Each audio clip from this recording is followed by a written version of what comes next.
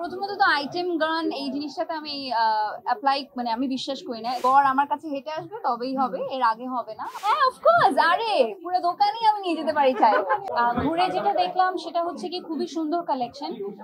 এখনকার 2025-এর সাথে মানানসই কালেকশন।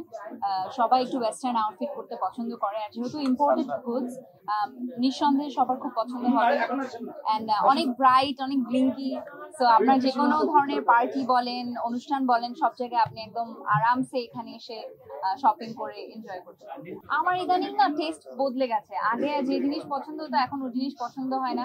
ভেতরে ঢুকে যেটা দেখলাম যে শুটিং এ সিনেমার কাজে অনেক কাজ লাগতে পারে, এরকম অনেক কাপড় আমি দেখেছি। আমি এগুলো নোট করে রেখেছি, যখন যেটা লাগবে আমি ওর কাছ থেকে নিই। হ্যাঁ অফকোর্স, আরে পুরো দোকানই আমি নিয়ে যেতে পারি চাই, ওটা কোনো টেনশন নেই। বাট গিফটটা তো আসলে নামে মাত্র। But of course they have given me love and gift. Mostly এখন যে কালেকশনটা ফর ওমেন, সরি মেনদের জন্য, বাট আই এম শিওর মেনদের জন্য কালেকশন আসবে ভেরি সুন। বাট এখন আপাতত ইটস ফর ওমেন। মেয়েদের ব্যাগ, অ্যাক্সেসরিজ, আউটফিটস সবকিছু আছে বিকজ অফ তিশা। কারণ হচ্ছে কি তিশা খুবই দ্য ওয়ে ও ক্লায়েন্ট ডিল করে, এটা আসলে একটা ইউনিক ক্যাপাসিটি। ওর মধ্যে একটা আন্তরিকতা আছে যে কারো যদি কোনো ধরনের কিছু লাগে যে আমি একটু কাস্টমাইজ করতে চাই, ও অনেক আপন মনে করে জিনিসটাকে সুন্দর করে দিতে পারে। So I think because of her people will come. প্রথমত তো আইটেম গান এই জিনিসটাতে আমি অ্যাপ্লাই মানে আমি বিশ্বাস করি না। It's a promotional song. এখন সিনেমা চলার জন্য বা সিনেমার প্রমোশনের খাতিরে promotional song is very very important. So যদি কোনো সিনেমাতে আমার মনে হয় যে না এই গানটা আমি করতে পারি বা এই সিনেমায় আমার দরকার আছে, I'll definitely do it, but not before that.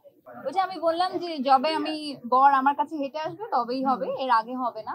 Bangladeshi ছেলে হবে যে যার সাথে আমি ঝগড়া করতে পারবো মনের মতন করে, তেমন ছেলে দিবি। সবাইকে তো পাত্তা দেওয়া যাবে না, সিলেক্টিভ মানুষকে পাত্তা দিতে হবে। ভালো মানুষ হতে হবে, মন থেকে পরিষ্কার হতে হবে, ভালো মানুষ হতে হবে এবং মেয়েদেরকে যে সম্মান করতে পারে। আমার রোজারিতে সিনেমা রিলিজ হচ্ছে জ্যাজ মাল্টিমিডিয়ার ব্যানার থেকে, এবং না আনাগোনা এরকম কিছু নেই। আসলে আমি একটু সেলন ওপেনিং, শোরুম ওপেনিং বা কোনো কিছুর এই টাইপের ওপেনিং গুলো একটু কম যাওয়া হয়। বাট যেখানে যেখানে আমার মনে হয় যে আমি যাওয়ার যোগ্য, আমি সেই জায়গাগুলোতে যাই।